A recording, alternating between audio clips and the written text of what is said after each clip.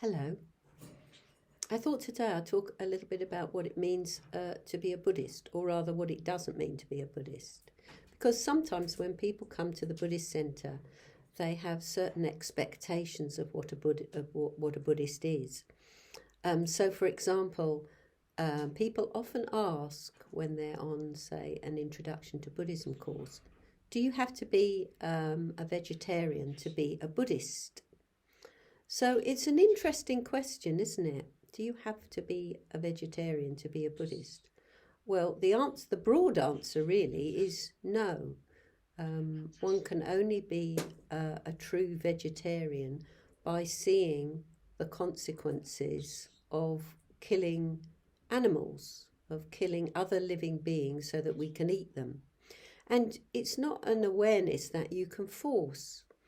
So, while you haven't got that awareness, in a way, there's nothing to be talked about, really. The fact that you're willing to eat other beings, it just means that you're not aware enough, you're not compassionate enough to actually see that those living beings want to be alive just as much as you do. So I'm not saying that in a critical way. It's a bit like, well, if you're not aware, just like a child isn't aware of various things, then actually how can you do better than what you are doing with the awareness that you've got? So, for example, a young child might play with a worm and eat it or pull it apart. And that's not done with any kind of malice. It's done with innocence or ignorance. And it's the same for us.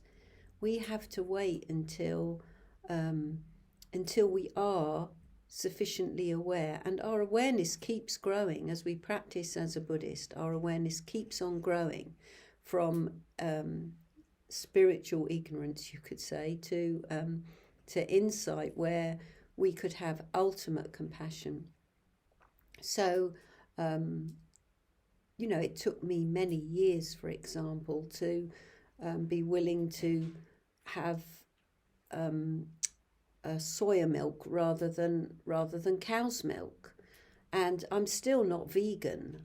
I don't have cow's milk, but I'm still not perfectly vegan, and that is because I've got a particular condition that I don't feel confident that I'm going to stay healthy enough if I'm just vegetarian. So I can be vegetarian, but I can't go as far as being vegan. So you might say, well, if I'm a real Buddhist, I've got ultimate compassion. Why is my life more important than the animals that suffer as a result of me not being vegan? And I suppose I would say that I try and keep myself healthy so that I can use my life in ways that are going to help perpetuate the Dharma. And so I think that's possibly worth it. I'm open to arguments, maybe it isn't.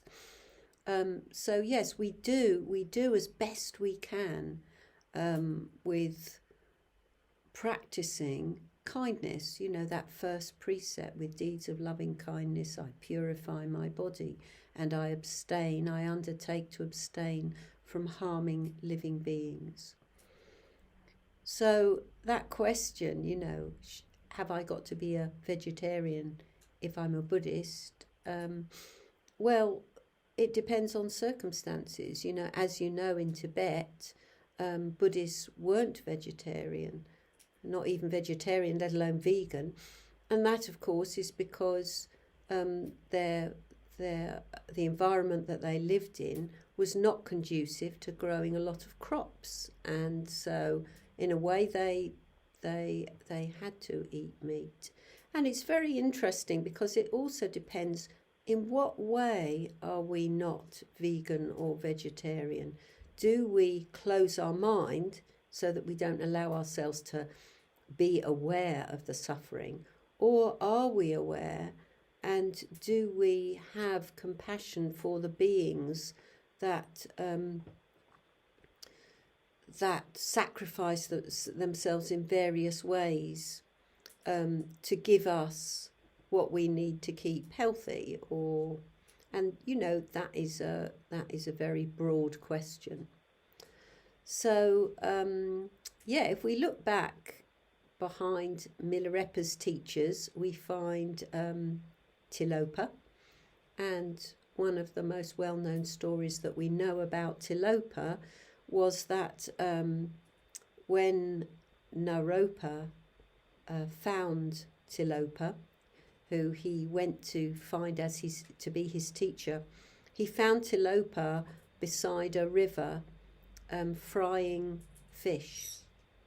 And of course, Naropa was horrified to see that a Buddhist, a deep practitioner such as Tilopa, was eating fish, frying fish. So Tilopa, I don't know quite how the story goes, but anyway, he throws the fish in the air, it comes back to life and it swims off. So basically, he wasn't just eating fish in the way that that we might do something like that, just through greed. And maybe he was just giving a lesson to Naropa to show how, with ultimate compassion, we would call it a miracle.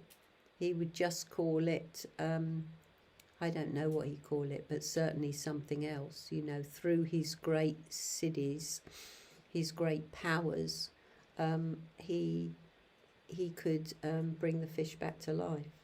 So very mysterious, but I think what it does is it breaks down our kind of views and attitudes, our way of seeing things.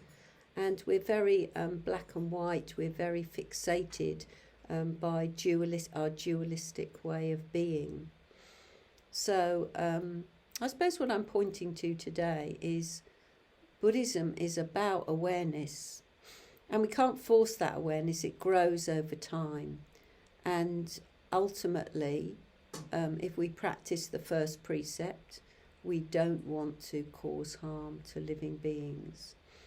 And, at the stage we're at, it might just mean that we learn to control our anger so that we don't go around beating people up, for example, or we're a bit more loving and less self-centered. So it has to take its time, because it's not about rules. It's not about, it's not about obeying rules. It's about practicing precepts so that we become more and more aware and open our hearts to other living beings.